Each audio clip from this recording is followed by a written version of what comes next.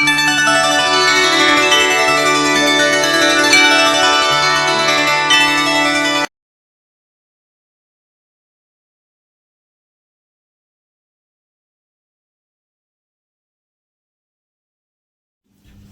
శ్రీ మహాగణాధిపతయే నమః. శ్రీ గురుభ్యో నమః. శ్రీరామచంద్ర పరబ్రహ్మణే నమః. అన్నపూర్ణ సమేత కాశీ విశ్వేశ్వరాయ నమో నమః. భగవద్భక్తులారా, పర్సా టీవీ ద్వారా అందిస్తున్నటువంటి మహిమల కాశీ క్షేత్రం అనేటువంటి కాశీ పురాణ విశేషాల్లో మనం సప్తమ భాగంలోకి ప్రవేశించాం. ఈ కార్యక్రమానికి దాదాపుగా 15 రోజుల పాటు అంతరాయం ఏర్పడింది. వరుసగా రోజుకో భాగం చొప్పున 6 భాగాలు మీకు ఇవ్వడం జరిగింది. 7వ భాగం వచ్చేటప్పటికి 15 రోజులు అంతరాయం వచ్చింది. ఎందుకు వచ్చింది అనే విషయాన్ని ముందుగా మీకు చెప్పాలి. ఈ కాశీ క్షేత్ర వైభవం అనేటువంటి ఒక పురాణాన్ని మీకు అందించే ప్రయత్నంలో 3 భాగాలు అలా మొదలుపెట్టినటువంటి తర్వాత 3 భాగాలు పూర్తవగానే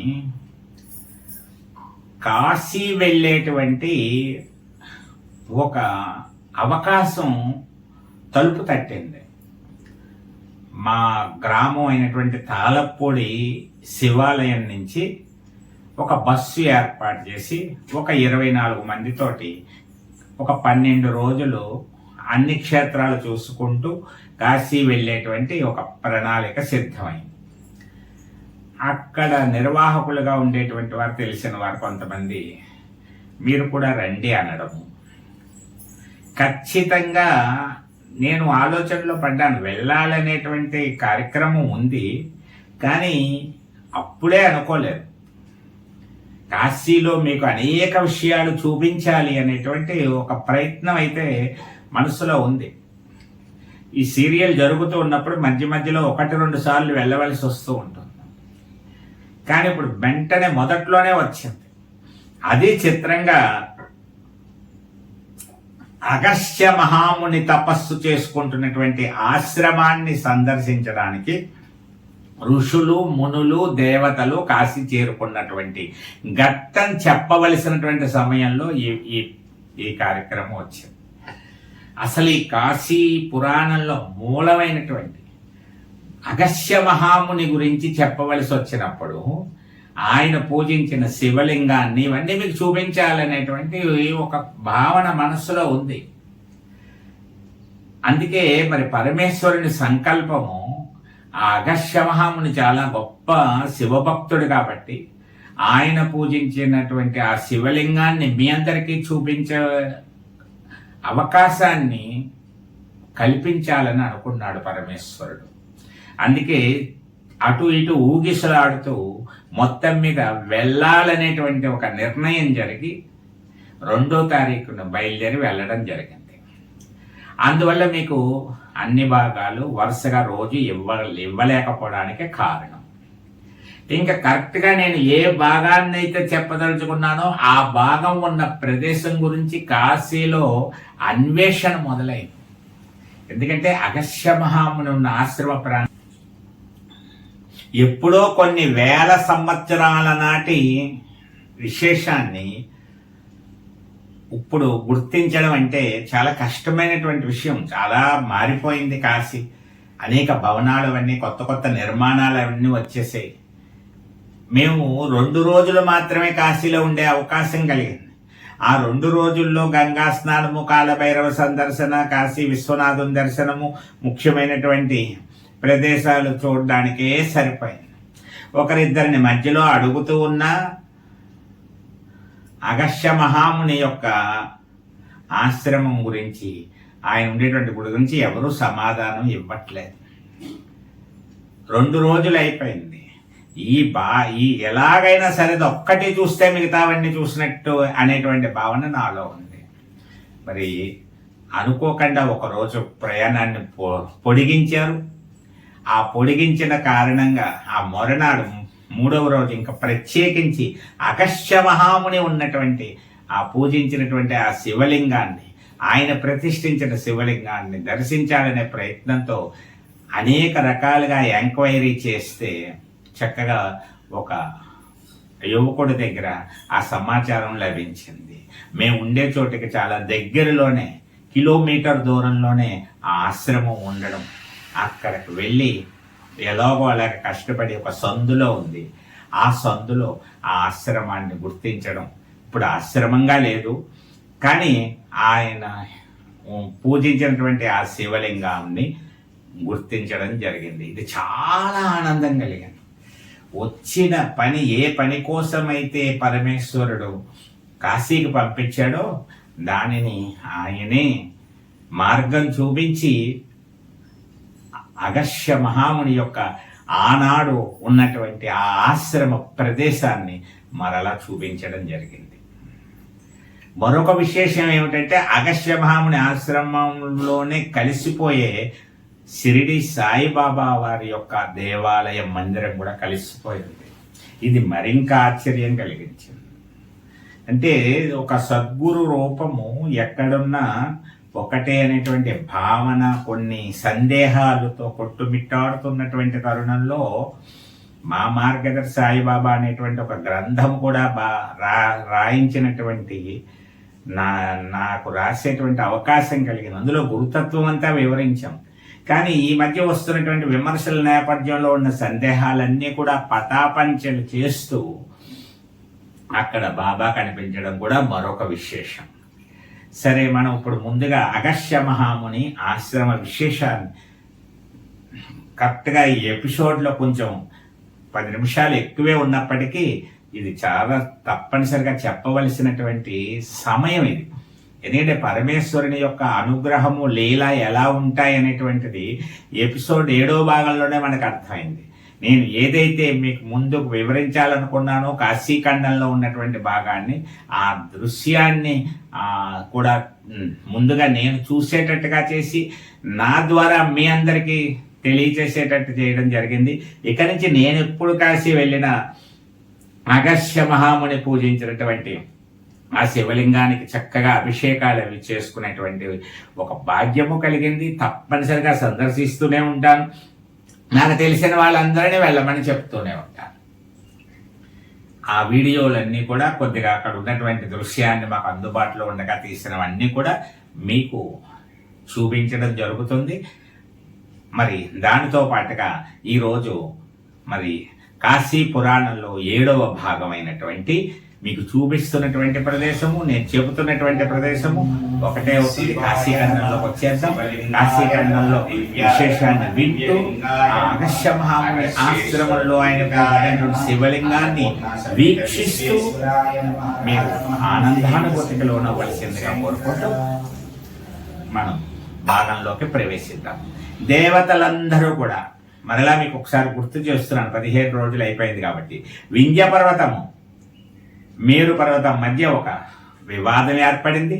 వింధ్య పర్వతం బాగా పెరిగిపోయి సూర్య కిరణాలు ఇటువైపుకి, మేరు పర్వతం వైపు ఉన్నటువంటి ఉత్తర భాగం వైపుకి పడకుండా ఉండేలాగా అడ్డుకుంది.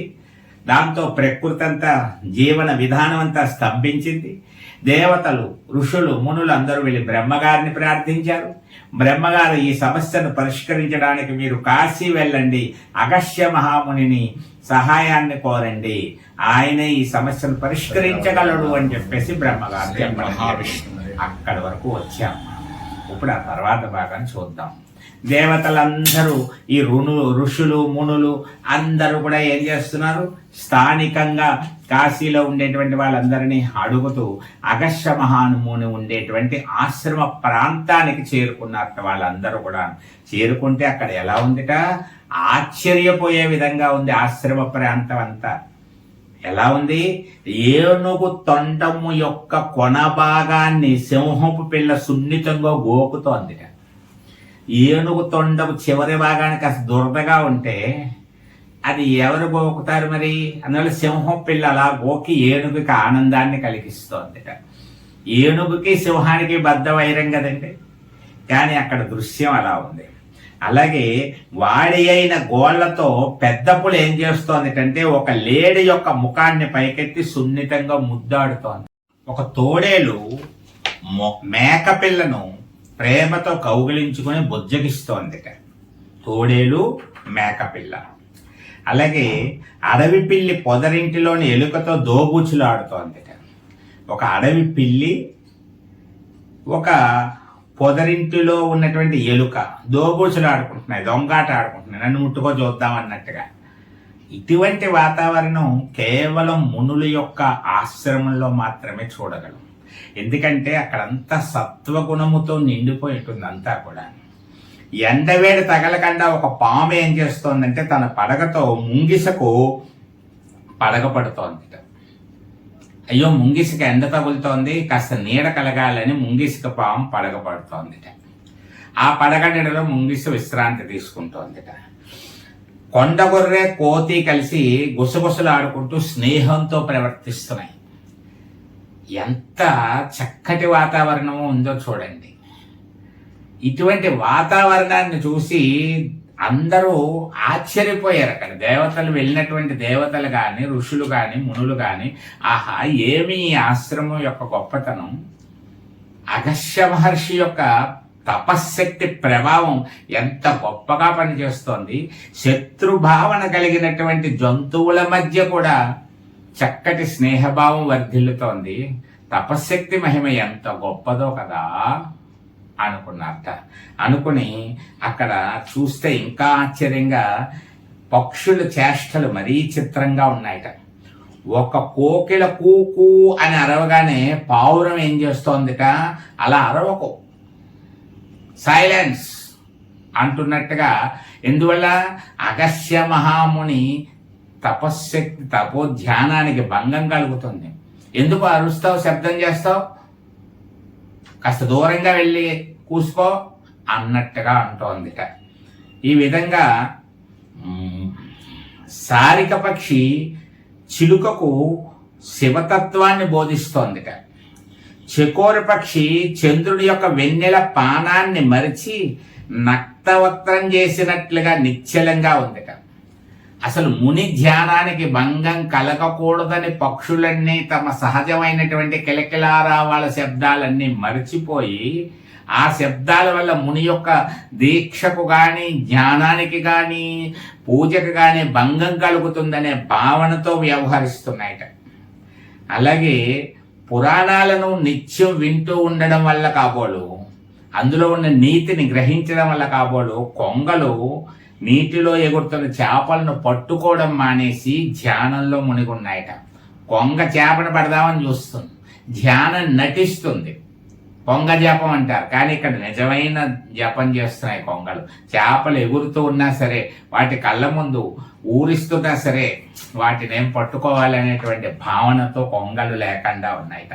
ఇటువంటి ఆశ్రమ వాతావరణం దేవతలందరికీ కూడా చాలా ఆశ్చర్య ఆనంద సంభ్రమాలకు గురి చేసిందిట మొత్తం అందరూ కూడా.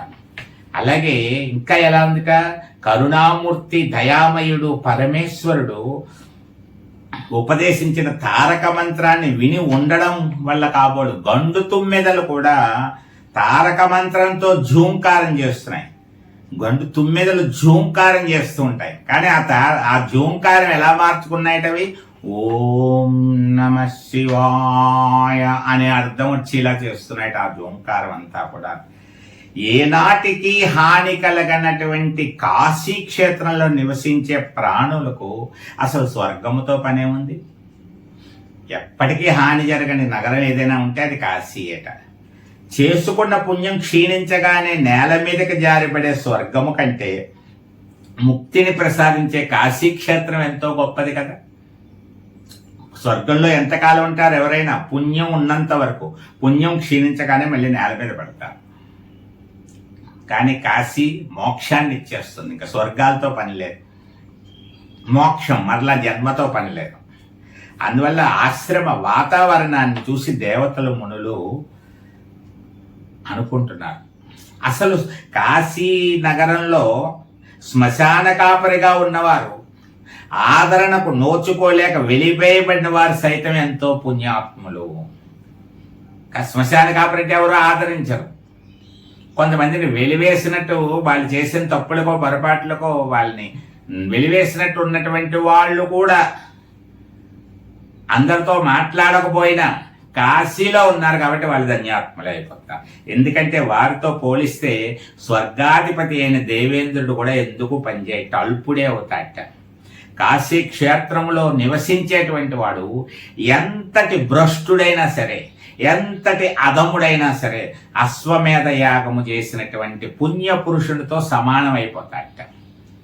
అశ్వమేధ యాగం చేసిన ఫలితం వచ్చిన వాడు ఎలా ఉంటాడో అలాంటి వాడు అయిపోతాట. కాశీలో ఉన్నటువంటి సామాన్యుడు భ్రష్టుడైనా సరే, అల్పుడైనా సరే అంత గొప్పతనం కాశీ క్షేత్రానికి ఉంది.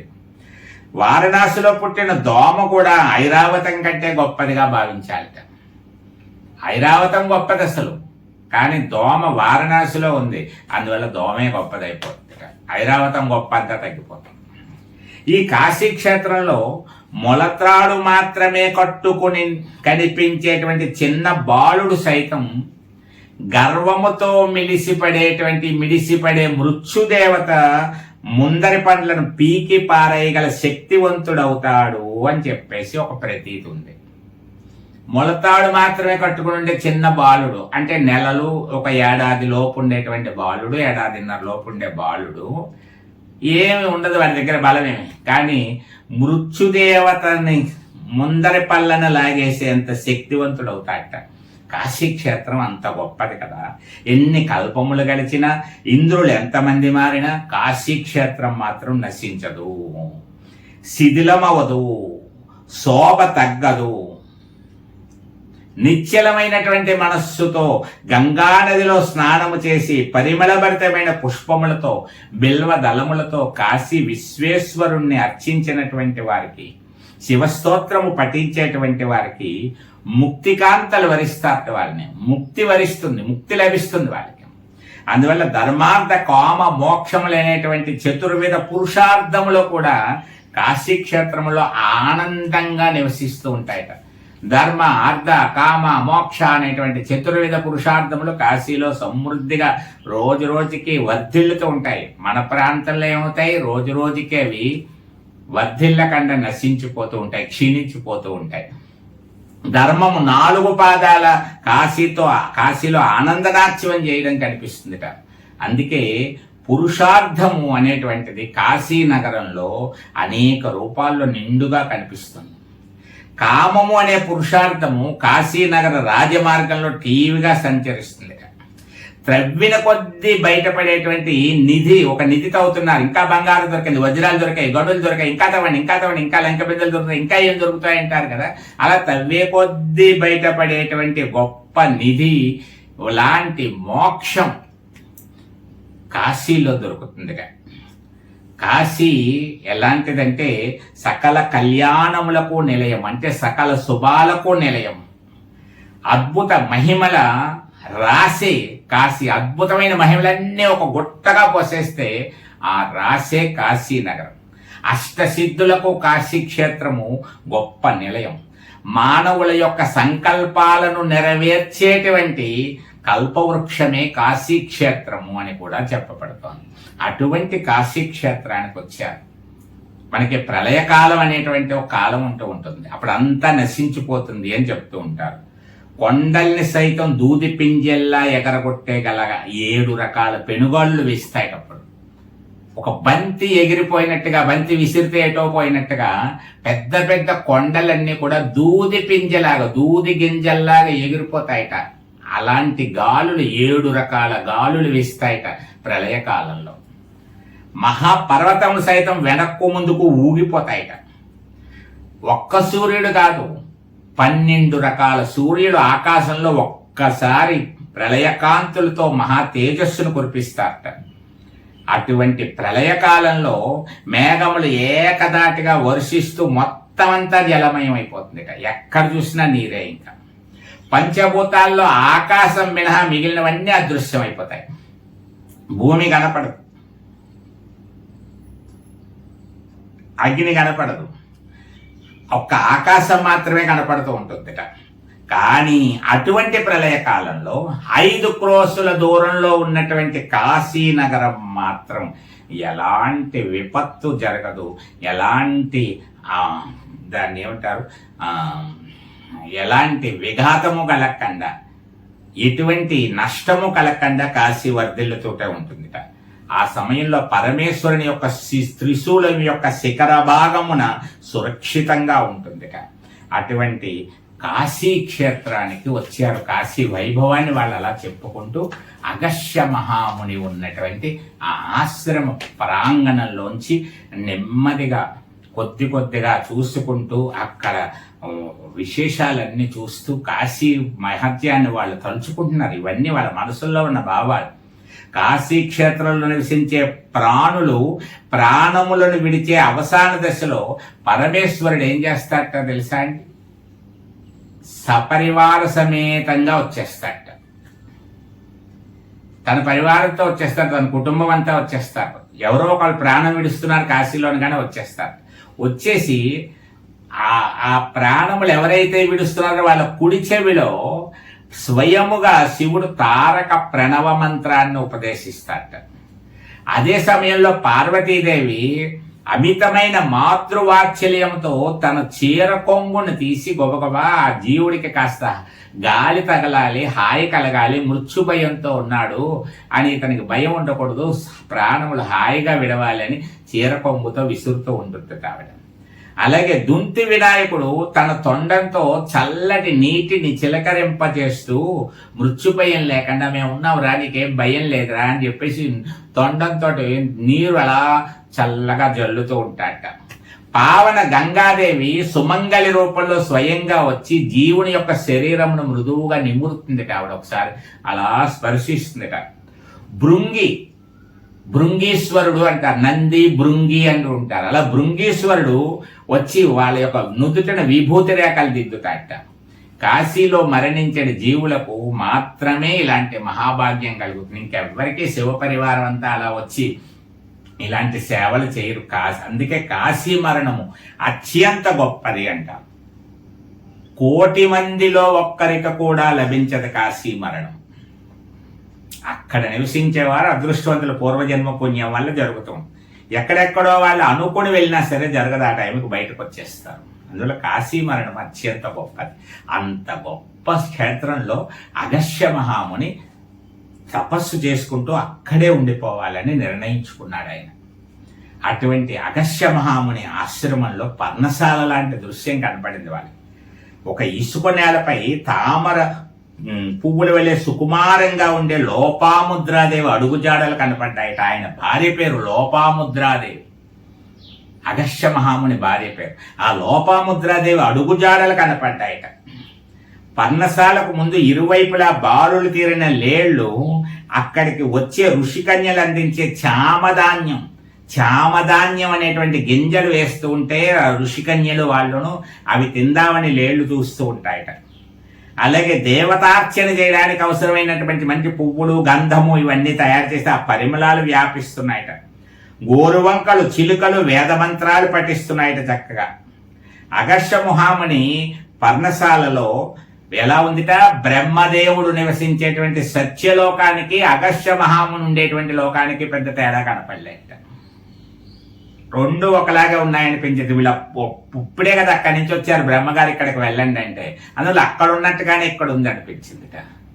అందుకే ఈ భాగం చెప్పేటప్పుడే నువ్వు ఒకసారి అగస్త్య మహాముని పూజిస్తున్నటువంటి ఆ శివలింగాన్ని చూసిరా అని చెప్పేసి పరమేశ్వరుడే ఆజ్ఞాపించినట్టుగా మా ఊరి నుంచి ఒక బస్సు బయలుదేరడం, అటు ఇటు ఊగేసిలాడి చివరికి వెళ్ళాలని అనుకోవడం, వెళ్ళడం, అది ఆ ప్లేస్ దొరకకపోతే ఎక్కడుందో తెలియకపోతే ఒకరోజు అనుకోని విధంగా కార్యక్రమం పొడిగింపబడి వెళ్ళే ముందు సాయంత్రం 6:30 ఆ టైంకి ఇంకా 10 గంటలకు బయలుదేరుతాం అనగా 7 గంటలకి ఆ చోటు దొరికింది.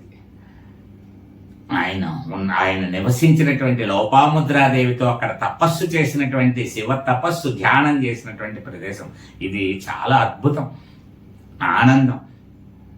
అయ్యో ముందు తెలుసుంటే 3 రోజులు అక్కడే ఉంది కదా, ఎక్కడికి వెళ్ళకుండా శివ పంచాక్షరి జపించుకుంటూ అనిపించింది.